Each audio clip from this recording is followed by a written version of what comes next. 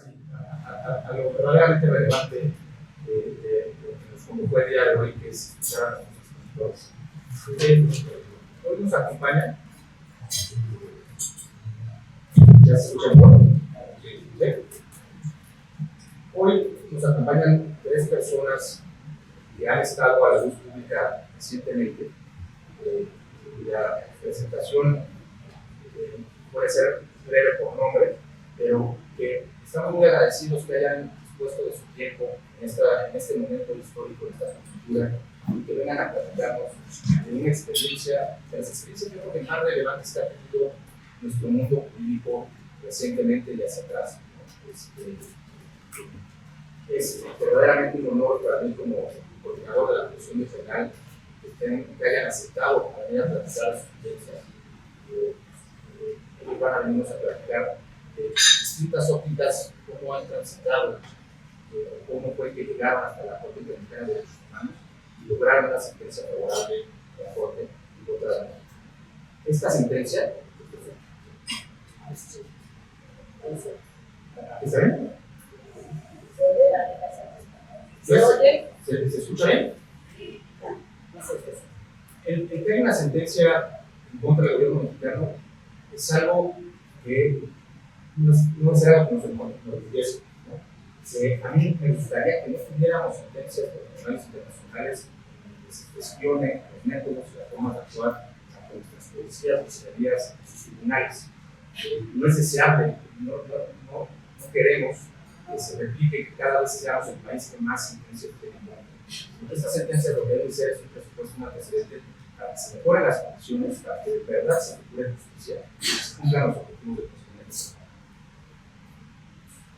La sentencia que les hago referencia se emitió en enero de 2023, ahorita nos presentarán más a detalle de ella, y se le notificó a nuestro país el 12 de abril de 2023. Hoy estamos a más de un año de que se notificó. Esa sentencia impone distintas obligaciones a cabo del Estado mexicano, muchas de las cuales se han cumplido hasta la fecha. Por eso es importante hoy oír estas reflexiones, oír las consecuencias del actuar de nuestro país, para precisamente en nuestras propias trincheras identificar qué podemos hacer para el cumplimiento de esa sentencia y buscar un Estado de Derecho en el que también las víctimas y los procesados justiciables estén protegidos. En realidad, aunque el grupo de la sentencia dice los nombres de los precosos, Elisa Pizarro y Miguel García, los beneficiarios reales de las sentencias de estos tribunales somos nosotros como sociedad. Y más aún importante, las generaciones a futuro. Entonces, pues, por eso estamos no solo agradecidos de su presencia hoy, sino agradecidos de todo lo que han hecho por mejorar las condiciones de nuestro país. Bueno, me gustaría contar con un poco para gracias.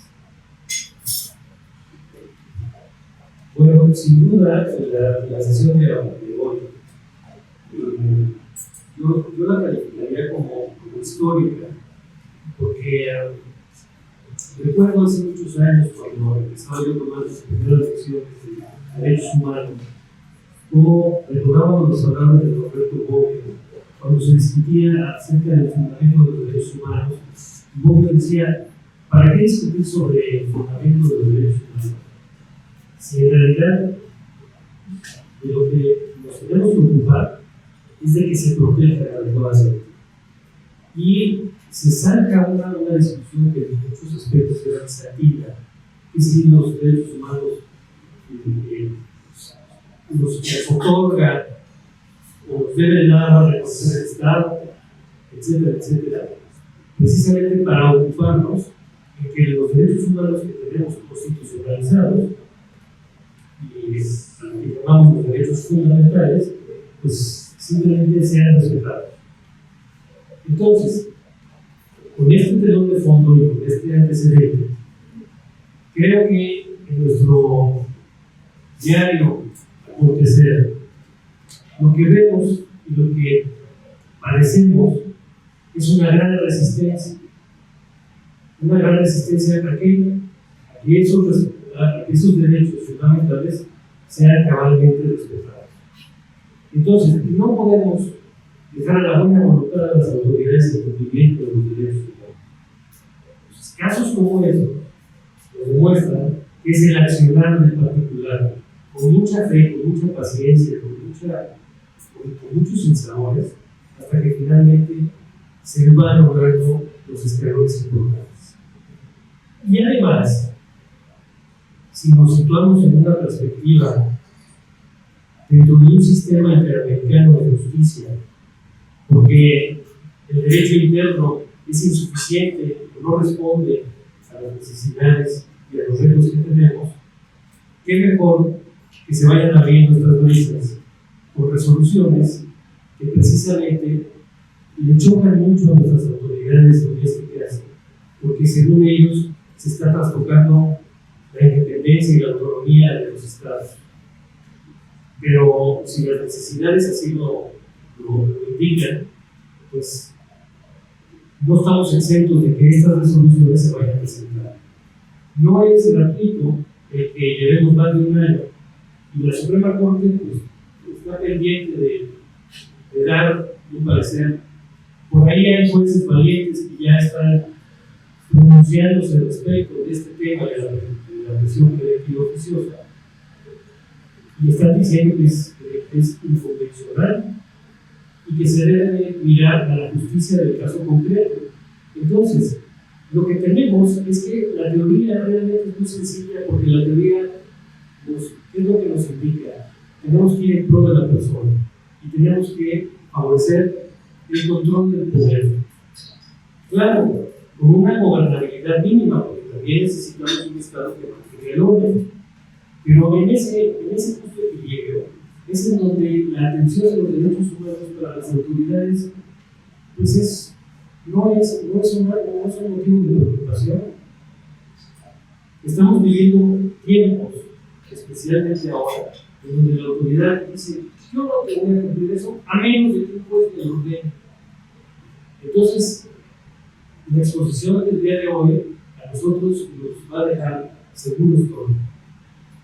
El día de hoy, muchos retos, muchas motivaciones, y sobre todo que tengamos todos el gran reconocimiento a los protagonistas de esta historia, que además, pues digamos que no podemos decir que haya terminado todavía, sino que todos tenemos que unirnos para seguir en esta lucha. Me da muchísimo gusto que esta sesión además esté nutrida por diversas generaciones aquí que estoy viendo en estas mesas, encabezadas por grandes penalistas como Rafa, Heredia, Pablo, que acaba de llegar, y bueno, todos los jóvenes que estoy viendo aquí muy entusiastas. Creo que es una cuestión intergeneracional que nos debe de ocupar, y por lo mismo estamos muy agradecidos de que estén compartiendo la experiencia, y estoy seguro de que va a generar muchísimos comentarios, ya que hacemos los segundos de posición. Gracias, Pablo.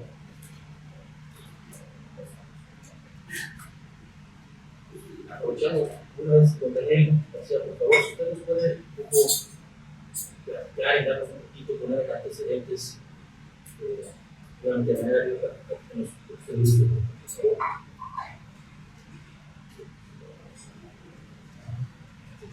Muy buenas tardes a todas y a todos.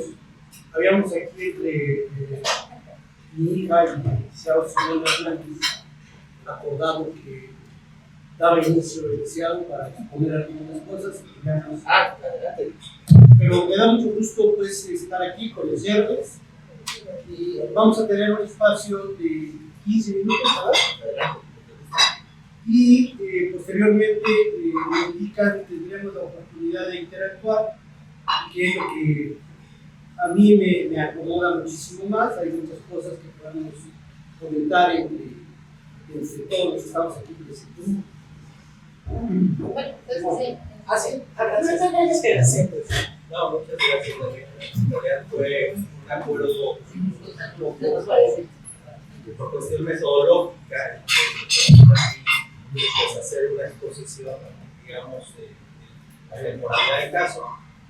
Aprovecho para agradecerles a los presidentes de las comisiones por la invitación, la generación que siempre tiene Navarra con nosotras, a Pablo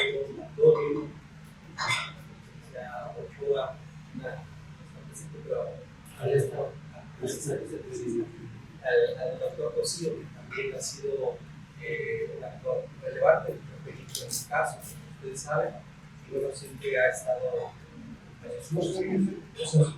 ha estado trabajando en esta manera tan importante. Por mi parte, quisiera un poco tratar de resumir. Venga, que los penales no es una cosa difícil, pero sí tiene algunos momentos relevantes y sobre todo en qué contexto se da el caso de Daniel García de Pizarro en 2002, a raíz del homicidio de una reclutora en San Juan de Zaragoza. Y nos gusta subrayar el contexto porque muchas cosas de la Procuración de Justicia no han cambiado, otras variedades sí lo han hecho, pero teníamos un gobierno teníamos un gobierno en alternancia en 2000 con la elección de Vicente Fox, pero en algunas entidades pues existía el partido único, las fiscalías no tenían la autonomía y bueno, en ese contexto pues se había dado una serie de pues, digamos, persecuciones políticas contra actores de la oposición. Eso marca un poco este caso con los municipales y otros actores de distintos partidos en la oposición en el Estado de México. Es un caso donde además pues, hay muchas irregularidades que han sido conocidas públicamente, desde la detención, el uso del arraigo, la tortura, la exposición mediática, la fabricación de pruebas, el extravío, la pena también de algunas otras, obstaculizaciones reiteradas, dilaciones, y que van conformando un número de violaciones donde en un sistema inquisitivo que no ha desaparecido, digamos, de la en la práctica, en muchos lugares del país, desafortunadamente, pues las personas tienen que probar su inocencia. Entonces, mucho de lo que hace la defensa de Daniel Reyes, primero defensa privada, después defensa pública, pero en realidad solo para cubrir la formalidad, como mucho lo hacía Daniel, digamos, en la exposición ya solo como defensor público en ese momento, y posteriormente a nivel, también su familia, ya como defensores certificados de esos 20 años de trayecto. Y un número de irregularidades que ellos, yo creo que con una agudeza también muy de diagnóstico, de estrategia legal, pues van incluyendo muchas cosas que ya habían controvertido para no conocer el caso. Por ejemplo, la exclusión de prueba ilícita, la prueba obtenida bajo tortura, bajo ciertos incidentes, con la aplicación de la ley general de tortura, la exclusión de prueba obtenida en el arraigo local, la acreditación, digamos, de los delitos expuestos de tortura, algunos incidentes que tenían que ver con prisión preventiva. Y en ese momento había muchos argumentos sólidos constitucionales relevantes, pero que en mucha medida ya estaban cerrados a nivel nacional, habían pasado ya por decisiones de amparo, por tribunales colegiados, y pues tenían esta condición, ¿no?, de ser órganos terminales que no se podían revisar. Entonces estaba para esos años 2014, 2015, muy atorado el proceso en temas estructurales, pero que ya no eran revisables, y ellos habían presentado en 2007 una petición a la Comisión Interamericana. Entonces para 2015, en el diálogo que teníamos con ellos, decíamos, está muy bien aquí seguir trabajando el tema de tortura, es un problema estructural en México, pero ¿qué más hacemos para en este caso? Y ahí tenían 13 años, 14 de prisión, o sea, era un poco escandaloso, ¿no? Era un proceso tan largo, pero no es tan atípico. Y entonces empezamos a replantear cómo, junto con los temas de integridad personal y el proceso, se podía hacer una línea en una estrategia de defensa por el tema de la libertad personal. Y ahí de manera paralela, junto con lo que estaba en la Comisión Interamericana, se acudió un mecanismo de Naciones Unidas, un procedimiento especial que se le puso trabajo sobre la detención arbitraria, y se plantean un incidente a partir de las disposiciones que están en el Pacto Internacional de Derechos Políticos de la Comisión Americana, que nos parece seguir siendo algo que hay que seguir, digamos, haciendo justiciable, ¿no?, y operativo, una aplicación directa a esas disposiciones, y que es el derecho a ser juzgado en un plazo razonable o ser juez con libertad. Entonces, eso es lo que planteamos de entrada al juez, con la intención de que posteriormente la decisión que se adoptara bien pudiera llegar a un tema de amparo y de interpretación a la luz del régimen que había en ese momento, que era prisión por delito grave, y que en el camino, en 3 años de litigio interno, terminará siendo prisión por delito de prisión preventiva oficiosa. Entonces, se plantea eso en 2015. En 2016, la Comisión Interamericana admite el caso. Unos meses más adelante, en octubre, el grupo de trabajo falla a su favor. Entonces, en el ámbito internacional había más condiciones favorables. El grupo de trabajo ya algo para la Corte Interamericana. Este proceso de 2 personas que son detenidas sin mandamiento judicial, que son citados como testigos y luego se les cambia la calificación de criminalidad a acusados, que son sujetos a una medida de restricción de arraigo local por 45 días y que además tienen 15 años en juicio, pues constituyen una detención arbitraria, con la cual se pide su liberación desde 2016. Se va a dar hasta el 2019, después de 3 años de litigio, después de que otros órganos internacionales, el Comité contra la Tortura, que está gobernando a México, colocó el caso de Ginebra, en mayo del 19, y finalmente en julio, que se resuelve un incidente, que ese sí que quisiera detallar un poco, porque es el que va a dar lugar también a fortalecer la defensa internacional. El juez del proceso, que ya tenía un par de apelaciones que le ordenaban revisar el plazo razonable, y si el plazo es razonable, abrir un debate sobre la necesidad de la medida cautelar, y por otro lado una decisión de amparo también en el mismo sentido. El juez concluye 3 cosas. Concluye que el plazo ha sido razonable y lo justifica por la actividad de la defensa, que era un argumento circular, porque nosotros decíamos que si hay violaciones, pues uno acude a los medios de defensa. Si los medios de defensa le dan la razón, pues no se puede trasladar la carga del tiempo que eso implicó como una digamos, responsabilidad o una carga para quien ejerce el derecho a defenderse, sobre todo porque el delito es de prisión por delito grave. La prisión se funcionaba en la justicia penal bajo esa condición, pero a pesar de que no nos concede ese punto, sí considera o sí concluye que no hay riesgo procesal. Entonces ahí se da una paradoja muy interesante. El plazo es razonable, pero no hay riesgo procesal, no hay necesidad de prisión preventiva, y entonces, ¿qué se hace en este caso? Y el tercer punto, que es, digamos, el motivo de análisis, es el siguiente. El juez considera que en ese momento, 2019, que hay un régimen dual sobre la libertad personal, que está la Constitución y las disposiciones penales, donde se establece o la gravedad del delito o la oficiosidad como criterios de aplicación de la prisión preventiva, y que hay un régimen internacional donde hay otros elementos, riesgo procesal, el riesgo para víctimas, testigos, el peligro de sustracción y no solo la calificación jurídica. Y entonces el juez dice, tenemos este sistema, ¿no?, de regulación sobre la libertad personal en los procesos penales. ¿Qué debo hacer cuando el sistema doméstico, el de la Constitución y las leyes, es más restrictivo?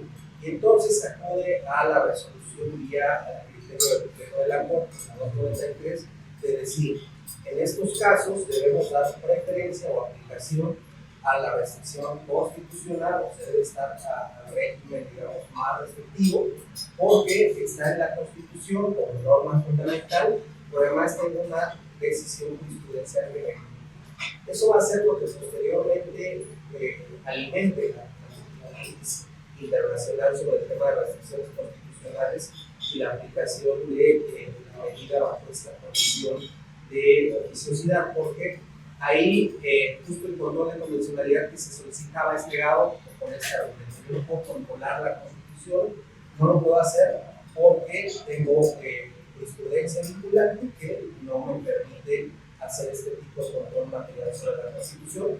Tengo una regla, digamos, de aplicación preferente de la Constitución y de su restricción, y por lo tanto no puedo acoger este control que se solicita. Eso va a ser, digamos, lo que posteriormente va a llevar a la Corte a incorporar este punto.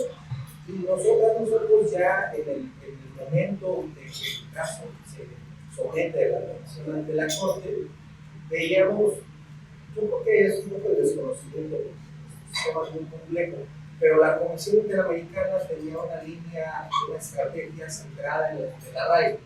Entonces ellos insistían en que se debiera suprimir el arraigo. Y nuestra valoración es, sí, estamos de acuerdo, pero en realidad la duración de estos 17 años y medio del proceso de detención y 20 de juicio no menciona el arraigo, menciona la calificación de gravedad del delito y a lo que posteriormente el juez consideró que era un delito de prisión oficiosa. Entonces direccionamos hacia ese tema, hacia las restricciones constitucionales, no solo a esta, ¿no? O sea, en este caso sí era cómo está la Constitución a partir de 2008 y en qué contexto se dio esa reforma, y por qué se hizo un catálogo, y por qué se va en 2019, y si esto iba contra el principio de progresividad, entre otras cosas. Pero decíamos, no es la única posible restricción, o sea, habría que atender a cómo está entendiendo la Corte Mexicana las restricciones. Puede haber restricciones de derechos, desde luego, puede haberlas, pero ¿a qué condiciones operan estas y cómo resolvemos antinomias cuando estas restricciones que produce el dictador democrático pues son contrarias a obligaciones o a un catálogo específico? A un ejemplo, ¿no? Tenemos la Convención sobre la abolición de la pena de muerte, México es parte de eso, y si les ocurre habilitar en la Constitución la pena de muerte, pues tendríamos ahí esto, ¿no? Una obligación soberana, un tratado internacional, pero una disposición constitucional que es contraria a ese tratado. Entonces, ¿cómo se resuelve eso? Y nuestra crítica a la, digamos, a la metodología y a la jurisprudencia vigente, se ha dicho cómo se dio contenido a las restricciones, y no es muy claro, pero el criterio se votó, porque entonces en estos casos, pues, la Corte estimó que sin hacer análisis en concreto, se debía estar la Constitución. ¿No? En abstracto se hace una regla de prevalencia, ahí, pues, ya en este proceso, pues, no hay una aplicación concreta del principio por persona, yo no puedo ver la controversia específica y me puedo dar como un operador jurídico o una o por otra, porque la regla en abstracto es que debe prevalecer la Constitución frente al tratado.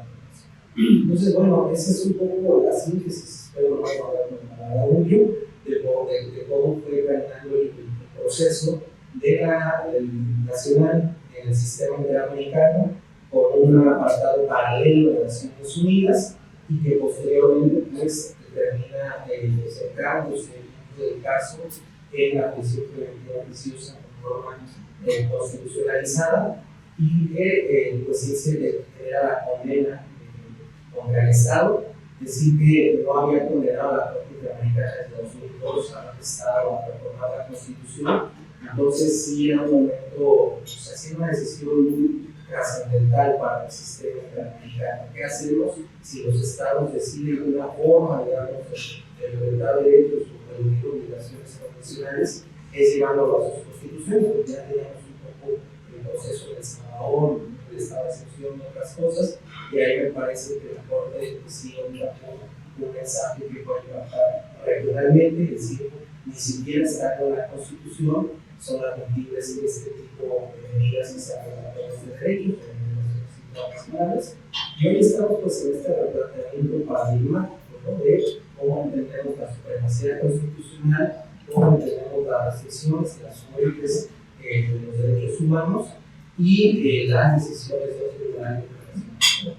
Y ahí es donde pues, ha sido muy rico el debate en los últimos 2 años, donde pues, desde el foro, de la academia, abogados populares, desde los colegios y desde las decisiones jurisdiccionales que se han ido construyendo una nueva doctrina constitucional, pero estamos en una coyuntura particular y compleja a la Suprema Corte, que me parece pues, le hace una presión política innecesaria a una decisión que es cómo cumple una condena internacional, pero en meses recientes el presidente, la Secretaría de Gobernación, los fiscales del país, los gobernadores, han hecho un frente común diciendo a la Suprema Corte quiere eliminar la prisión preventiva oficiosa, no está realizando el conjunto. Entonces creo que esta condición de entorno político pues ha sido desfavorable para que la Corte tenga esta pues, decisión cuando los otros dos poderes del Estado pues tienen una clara posición en contra y a la defensa de esta medida en la Constitución, que es necesaria para la política de seguridad y otras cosas, pero que la sociedad desarrolla su primera característica digamos en otras pistas. Pues de mi parte sería todo y se lo va a Ariel, a hablar en todo esto desde hace 2 años, con lo cual yo también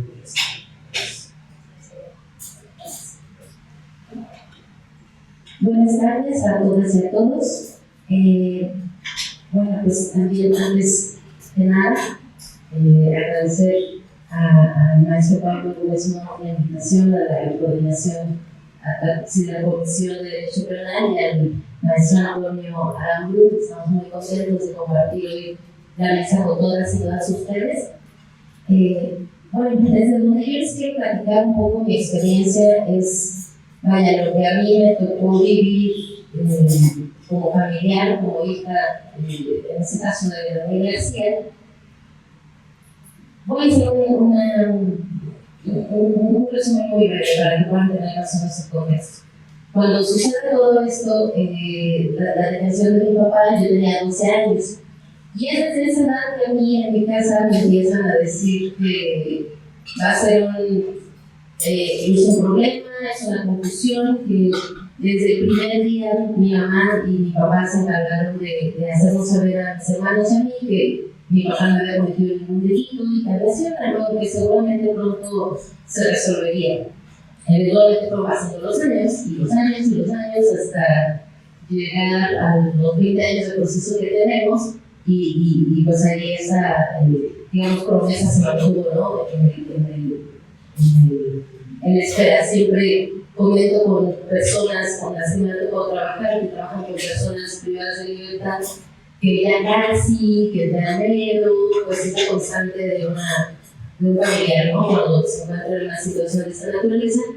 Y yo soy creyente que las violaciones de derechos humanos tan graves como en este caso o en otros casos, porque como bien decía Simón, no solamente me gusta, no es que me gustaría decir que es el único caso, la verdad es que representa a un gran problema que hoy tenemos en el sistema de justicia. Y bueno, volviendo, yo soy creyente que las violaciones a derechos humanos y las familias que les acompañan a las víctimas, también como víctimas indirectas, pues tienen una relación inseparable, ¿no? Es muy estrecha. Y bueno, un poco a mí lo que me tocó vivir, nosotros somos de un municipio en el Estado de México que se llama Zapan de Zaragoza. Pues en ese entonces yo pequeña lo veía todavía como un pueblo, todos vamos a la misma escuela, todos somos hijos de las mismas familias, mi familia García es fundadora del pueblo, entonces pues todos nos conocían. Recuerdo que mi mamá creo que un rato quiso mantener una estabilidad familiar y no nos dijo, pero la verdad es que me salió muy bien, porque todos nos terminamos entrando por los compañeritos de la escuela y por etcétera, etcétera. Y recuerdo mucho desde ese inicio, digamos, de este proceso, pues el estigma, ¿no? Que también prevalece en las familias de personas privadas de libertad. La verdad es que sí fue etapas muy complicadas. Bien decía Simón, pues al inicio nosotros los 3 hijos de mi papá, bueno, éramos menores de edad, acompañábamos en el proceso, pues veíamos, recuerdo perfecto cuando fuimos a visitarlo a la arraigo. La verdad es que es de las peores experiencias que yo he vivido, un lugar muy feo, un lugar encerrado. Recuerdo perfecto haber visto a un grupo de familiares, porque para ese entonces ya había detenido a un grupo de familiares, muy terrible, muy dramático, la verdad. Avanza el tiempo, nosotros sí hay esta insistencia de fue un error, es inocente. La verdad es que nosotros nunca nos quitamos esa convicción de la inocencia de mi papá, iba pasando el tiempo. No lo visitamos durante el tiempo porque, pues también ustedes, la comunidad jurídica y sobre todo el especializado en derecho penal, pues sabrán que las prisiones son un lugar terrible para las infancias, ¿no? Ya sea visitas o ya sea la permanencia ahí. Y mucho tiempo estuvimos así, pues en comunicación a distancia. Hasta que pasó el tiempo, bueno, ya fuimos más grandes, yo decido estudiar la carrera de Derecho, yo soy egresada de la FES Acatlán, y muchas personas me preguntan si por eso decidí estudiar Derecho. La verdad es que sí. Sin embargo, ella casi de llamero, pues seguía resonando en casa, ¿no? Yo nunca me imaginé que iba a concluir la carrera y el proceso iba a continuar.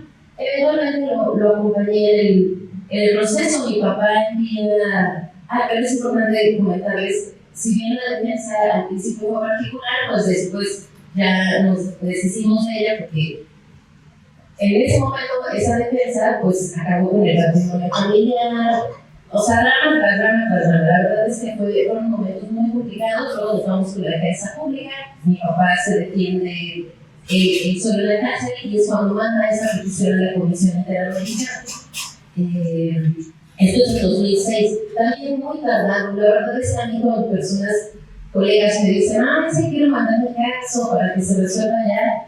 A veces me dan ganas de sugerirlo. O sea, yo soy muy satisfecha y muy contenta de la resolución, pero el día en que lo mandó a la resolución fueron también 18 años. Es un sistema que al supervisar también toda la región, pues tiene sus dificultades y sus fallas, ¿no? Pero bueno, continúo con esa línea de tiempo.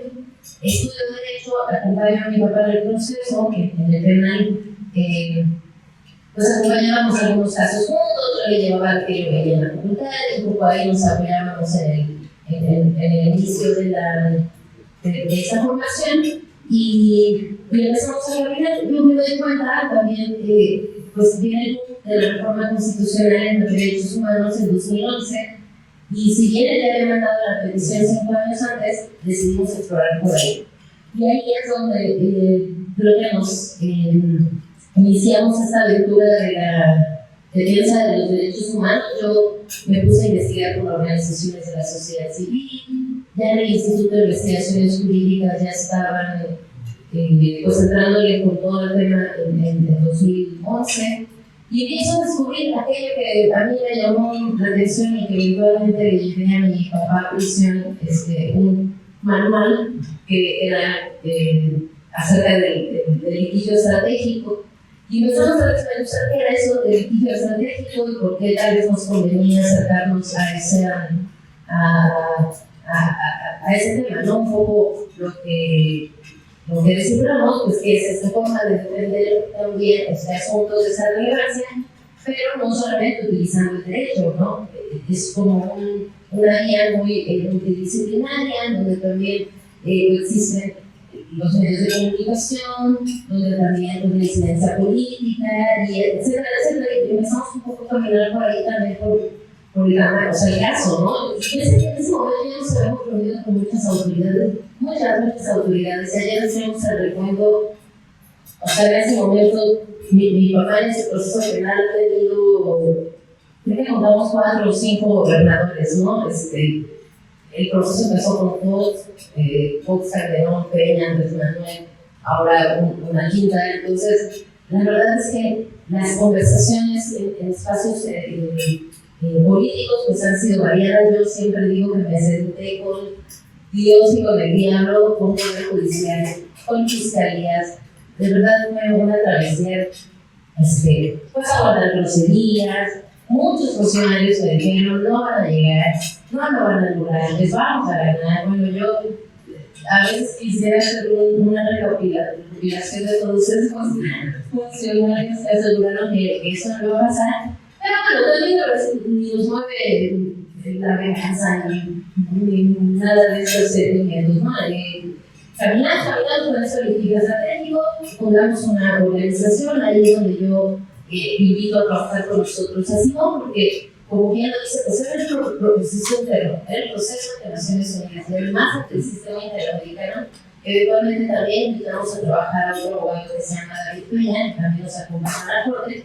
Y así fue como empezamos a caminar. La verdad es que Creo que una de las cosas más ricas también de este proceso, de este litigio, fue poder comunicar asertivamente no solo en los medios de comunicación, sino en las organizaciones. A mí me pasó muchas veces ir a audiencias en la Comisión Interamericana, sobre todo porque al primer proceso, como saben bien, pues primero voy a hacer la comisión y luego ya emiten un informe de fondo y ya puedes llevar tu paso a la Corte Interamericana. Perseguían a los comisionados a todo el país que fueran, a todo, vinieron allá a México, bueno, todas las conferencias, todos los eventos, hasta que entendí que también la clave del sistema interamericano era que se pensaran en el tema. Al final, a ver, otra vez, el sistema interamericano revisa todo el continente. O sea, en todo el continente debe de haber casos de tortura, de desaparición, de un montón de cosas muy parecidas desgraciadamente, ¿no? Pero cuando hablo con algunas comisionadas, sobre todo muy sensibles a lo que estábamos viviendo, yo les platicaba como hija, lo que vivía mi familia, que éramos unos niños cuando pasó, y ahí es donde como que se me prende algo y digo, es que es el tema. Si ya nosotros iniciamos por la tortura, que fue víctima del famoso de mi papá, que es Reyes Alpizar, se fue convirtiendo en un montón de cosas más ya del sistema interamericano. A mí me llama mucho la atención que concluya el tema de la prisión preventiva como el máximo, digamos, estándar de la sentencia, pero pues no necesariamente iniciamos por ahí, pues no teníamos esos años de sentencia, pero sí recuerdo que fue algo que les impresionó mucho.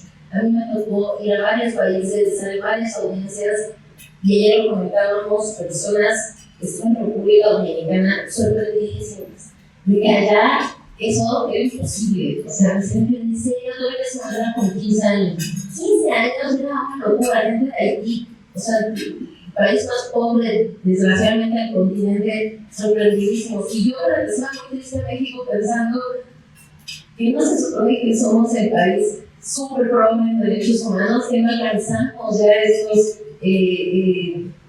como que grandes alcances de los derechos humanos. Pues no era así. La verdad es que para mí darme cuenta de eso sí fue como muy duro. Y bueno, en ese etapa sigamos el proceso ante el sistema interamericano, ante Naciones Unidas. También yo debo de compartir que donde encontré mucho apoyo, sí fue en los organismos internacionales, sí fue en los organismos de defensa de derechos humanos de la sociedad civil, no tanto así del Estado, ahí sí no hubo como mucha recepción. Y bueno, o sea, un poco también lo que yo quisiera como transmitirles con esta breve historia o esta relatoría de lo que nos tocó vivir, pues es también como generar esa sensibilización a los procesos que a veces acompañamos, ¿no? Porque pues vemos que son como los grandes casos y los grandes procesos, las jurisprudencias, etcétera, pero pues también detrás de eso hay personas y hay familias que también lo están padeciendo.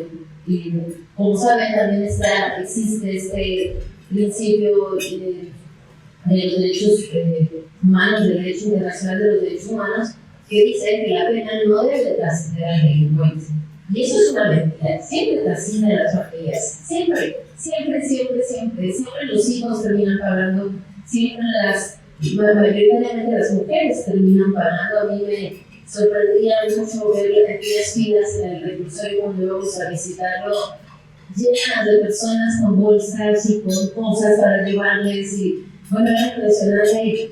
Y bueno, esto es otra cosa, pero de la vida para las mujeres que están privadas de libertad y 5 o 6 personas, ¿no? Esas son realidades que a veces, como no estamos tan cerca de ellas, no nos permiten a lo mejor como poder como dimensionar el impacto que tienen muchas decisiones y muchos procesos y decisiones básicamente, ¿no? Que se toman de las personas de los procesos que estamos acompañando. Y eso, o sea, creo que la Corte, honestamente, ya que estamos así con confianza, creo que le faltó un poco eso.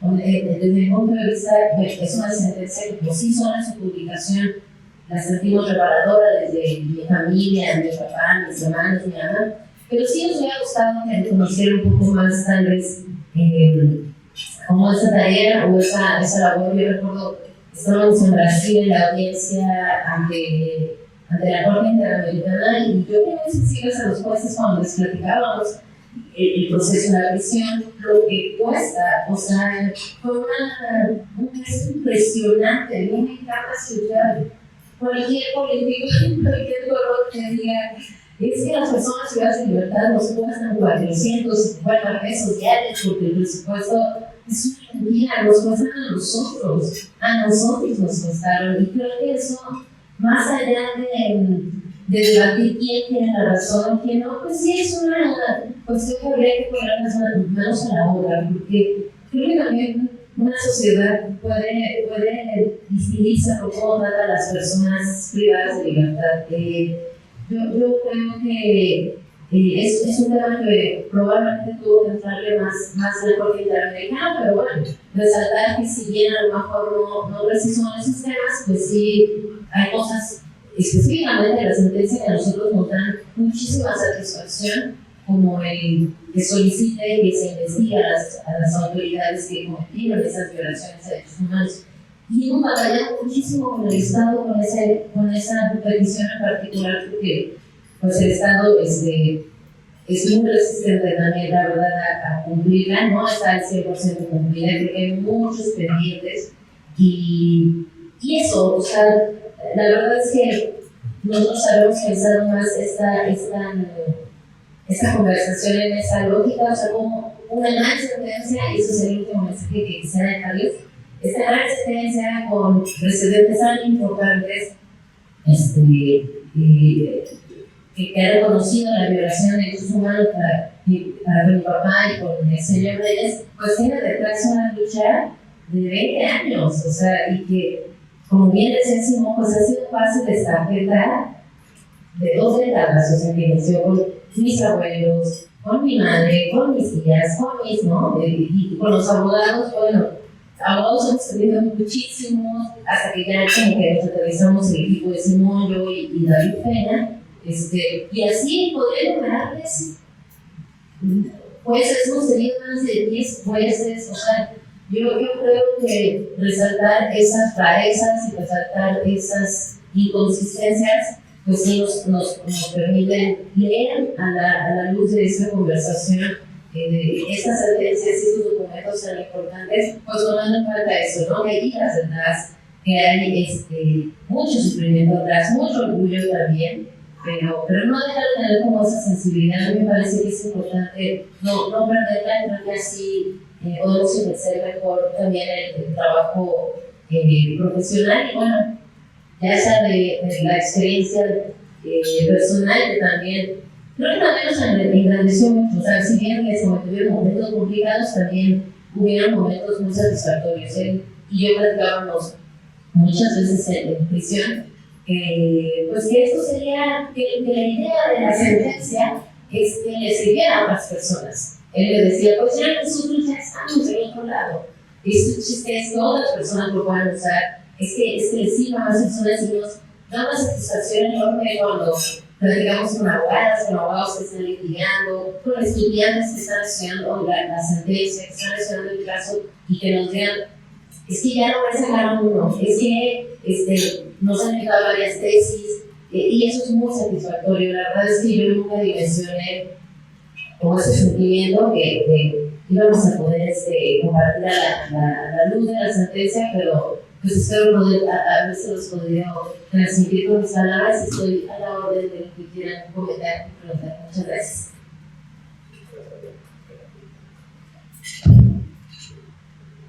De nuevo, muchas gracias a la Barra Mexicana, Colegio de Abogados, nos sentimos muy honrados.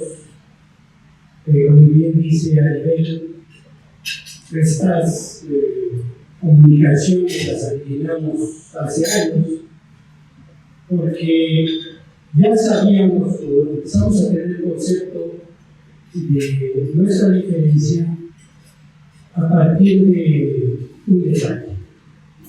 Y quiero exponerse los comentarios, tener la oportunidad de hacerlo en un lugar tan relevante como este. Cuando detenido en el año 2002. Yo no sabía que había sido detenido arbitrariamente. Yo no sabía que era mi derecho que no fuera arraigado sin un control oficial.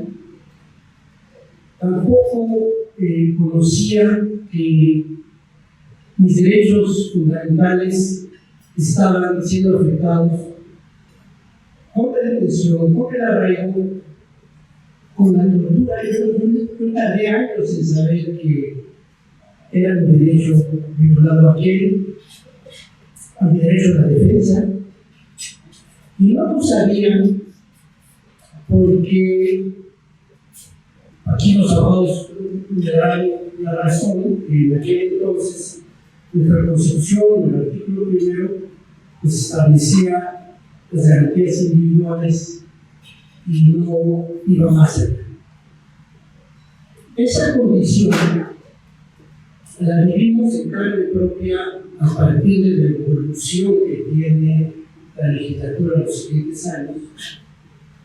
El leer en los periódicos que había alguien en México que procuraba ya la instalación o el ejercicio de dictamen médico especializado en el doctor Estambul, por allá del 2005. Después, muy animados por la reforma constitucional de 2008, pero es hasta 2011 cuando ya, digamos, entre comillas, que nos cae el 20. Nos cae el 20 porque entendemos que éramos sujetos, el proceso mismo era producto de decenas de violaciones de derechos que no estaban instalados, ni observados, ni estudiados en México. Fuimos los primeros en solicitar el ejercicio de control de convencionalidad 30 días después del asunto de años que lo explicó la Suprema Corte de Justicia en el año 2010. Y para nuestra sorpresa, la juez de aquel entonces solo había entendido que pues, para ella era imposible ni siquiera ejercer o conocer el control de convencionalidad, pues porque si no tenía autorizado a partir de las especies jurisprudenciales que disponía el control de constitucionalidad, mucho menos iba a tener la posibilidad de ejercer el control de convencionalidad. Muchos ejercicios tuvimos hoy a la distancia, creo que es la fortuna de que los abogados particulares nos hayan abandonado desde 2006, cuando teníamos 4 años allí, porque eso nos obligó a estudiar. Debo empezar aquí, debo decirles a ustedes que yo no fui a la escuela, tuve que aprender todos los días en la celda, tuve que escribir. Hace unas semanas identificaba mi primer escrito, que fue en diciembre del año 2006, para presentar la demanda penal en contra de los usos de tortura de la ley de Sempisa. Les insisto, yo no sabía que a mí me había afectado y lo hice para él.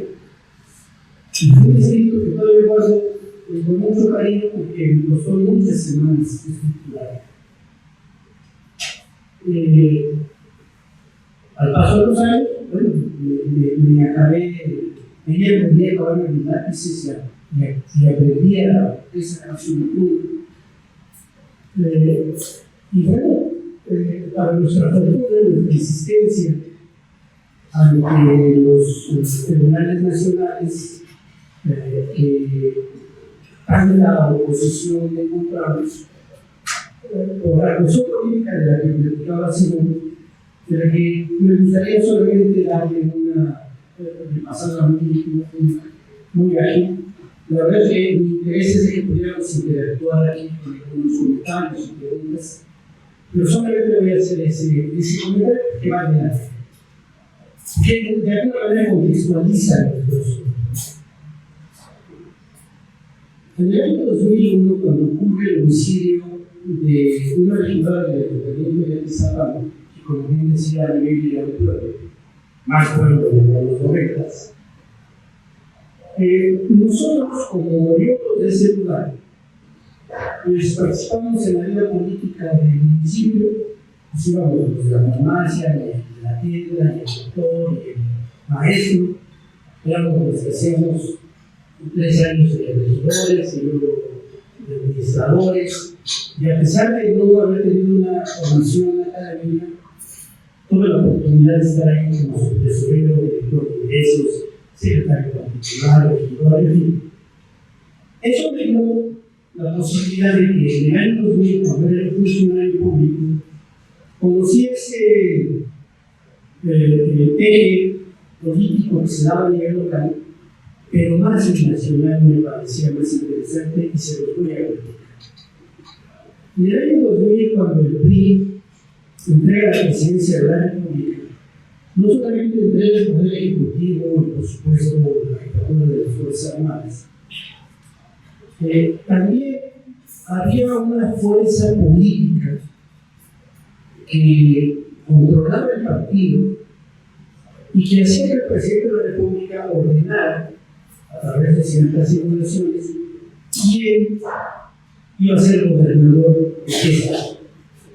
Y municipios se pasaron una lista enorme para diputados y senadores, porque el jefe político, el presidente de la República, era quien contestaba la cuestión política de este país. Al entregar la presidencia de la República al PAN, esa, como muchas otras actividades que controlaba el presidente, se quedaron huérfanas y los gobernadores de los estados solo atinaron a pelearse entre ellos para ver quién ocupaba ese espacio. Y por supuesto a pelear la siguiente candidatura política a la presidencia de la República. Y el más avanzado, el más interesado en ellos, se llamaba Arturo Gutiérrez, que era gobernador del Estado de México, y se le ocurre al señor hacerse famoso a través de el encarcelamiento de presidentes municipales, mete a la cárcel al presidente municipal de Mixquilucan, al de Poquitlán, a la hija del Tecatepec, le genera declaratorias de Nezahualcóyotl, y la cereza del pastel ocurre con el presidente municipal de Atizapán, y en ese ambiente menor involucrado lo acusa de haber ordenado el homicidio de su regidora, y vamos a parar a la cárcel. Esa condición ocupó la desfortuna de tener todo el aparato del Estado de México judicial, por supuesto, de Procuración de Justicia y de Estatuto, y es cuando se atreven a imputar una responsabilidad falsa. Nosotros, desde el primer día de nuestra estrategia de defensa del Juzgado Quinto Penal del sistema inquisitorio, nuestra estrategia fue no acreditar que no habíamos sido, que estábamos en el lugar, que había sido una equivocación, etc. Nuestra estrategia desde el primer día fue acreditar cómo habían fabricado la culpa. Y se los hicimos saber con pruebas, con cientos de pruebas, pero hasta ahí quiero comentar. El hecho es de que esa pesadumbre, esa tonelada de imputación es contra lo que vivimos. Yo, por ejemplo, tenía la imputación de delitos de 2 extorsiones, 2 fraudes, el delito de homicidio calificado, delincuencia organizada, y en aquel entonces hacía la suma de 92 años de prisión. En el mismo sentido, Elisa Pizartis, que ya nos acompaña aquí, tenía más de 60 años de posible prisión. No lo hubiéramos salido vivos de la cárcel y decidimos no dejarnos, decidimos estudiar, decidimos impulsar la defensa, aprendimos y desde allá, desde la celda de una cárcel de Barrio de Infancia, fuimos estructurando lo que hoy se conoce la sentencia de la Corte Interamericana. Por supuesto que no hubiera sido posible sin la apoyo de nuestra familia, de nuestros hijos, de mi esposa, de mis padres, que nunca dejaron de apoyarnos. Luego ustedes, si tienen alguna pregunta o alguna inquietud, con todo gusto habremos de continuar la plática y los aquí presentes estamos a la hora.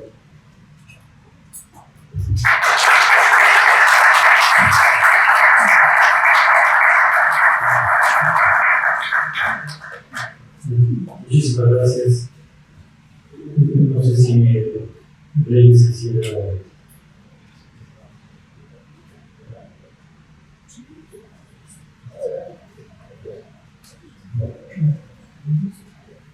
Nos acompaña también aquí el señor Reyes Alviza, aprovechamos un gran presente y lo involucramos también aquí. Hoy ustedes van a compartir algunas palabras de todo evento tan relevante. Gracias. Muchas gracias. Buenas tardes a todos. Yo soy Reyes Alviza Ortiz. Soy víctima de justicia en el sistema judicial que nos rige en nuestro país, más en el Estado de México. Y para mí es un gran honor estar en este recinto hoy día, jueves, estas horas, porque pues, en realidad yo ya había hecho la idea de que jamás en mi vida iba a poder pisar la calle, jamás en mi vida iba a poder ver a un perro caminar o quizás lo más sencillo de la vida, ¿no? Sin embargo, gracias a Dios que permitió que se formara un equipo que está aquí a mi lado y muy al pendiente de todo lo que sucedió en este sistema, en este proceso operacional. Estaba escuchando a la señora Rodríguez acerca de que aprendió a hacer amparos y algunos recursos jurídicos. También yo soy ignorante, no fui ignorante hasta que conocí al señor Daniel y en alguna ocasión hicimos algún pacto cuando nos quedamos solos, olvidados por las autoridades y esperando a que nos llegaran una sentencia condenatoria de 100 o 120 años, que eso era lo que amenazaban continuamente las autoridades penitenciarias y del juzgado. Claro, no es lo mismo escucharlo, que se lo platiquen a uno, o como uno lo lleva en carne propia hablar. Aquí tengo mis credenciales secretarios, si les gustan, tengo mis oídos, como los lastimaron, la cuestión psicológica, tengo muchas secuelas de la tortura, porque es que me despierto en la madrugada a las 2 de la mañana llorando como un niño. Y son cosas que digo. Sin embargo, estaba yo escuchando muy atento lo que estaba diciendo el compañero de causa. Él me transmitió el mensaje cómo podría elaborar un amparo indirecto, porque estábamos en distintos penales. Él se encontraba en un penal donde acá más cercano a la familia, cerca de Mipantla, donde, por ejemplo, nosotros del otro lado de la barra ya le decimos que pues, es un penal de carácter cómodo, ¿no? O sea, ¿para qué? Y en el lugar donde yo estaba, pues, en varios penales. ¿Se escucha? En el lugar donde yo estuve, bueno, yo estuve en varios penales, precisamente la intención del gobierno era esa, ¿no? Separarnos para que tuviéramos comunicación y así evitar que pudiéramos activar nuestra defensa, ¿no? Porque habían argumentado mil cosas, una de ellas era que nos queríamos jugar, ¿no? Porque Daniel pues pertenecía a una élite de la política, ¿no? Y era un escenario público. Al igual el doctor Zambrano pues también, entonces estar como ellos, estar en una zona muy apartada, y yo tuve que enfrentar las inclemencias de lo que es la prisión, acusado de un delito que no cometí y controlado por personas que yo en mi vida nunca conocí. Aún a pesar que vivimos en el mismo lugar, a escasos 5 o 10 minutos, yo nunca conocí al señor Daniel García Rodríguez. Yo nunca sabía quién era el doctor Juan Rodríguez Zambrano, ni las personas que ellos me mencionaban. Entonces, les ofrezco una disculpa a raíz de todo lo que nos sucedió, de repente me gana la sensación. Por eso espero mentir.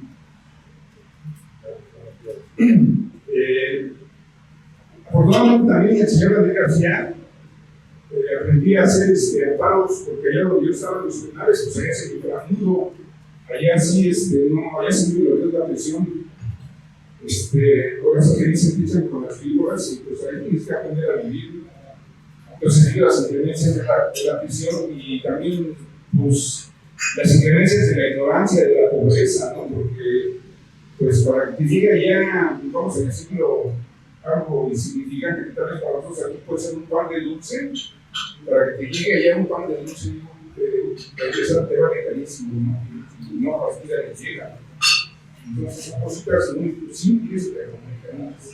Entonces, yo, el señor Daniel aprendí a hacer este tipo de amparos y muchas personas que tenían vulnerados sus derechos en las sentencias que les habían dictado, les fueron modificadas y muchas personas las libertades de sus poderes. Al igual, me acuerdo que yo llegué a mandar amparos en hojas de donde viene la maseca, no sé si saben qué es maseca, de la maseca, ahí les sacaban las hojas, usaban los castigados, y esos castigos que fuimos a aventar eran castigos de 8 meses, 10 meses, porque no tienes familia, estás abandonado por la familia, estás abandonado por las instancias.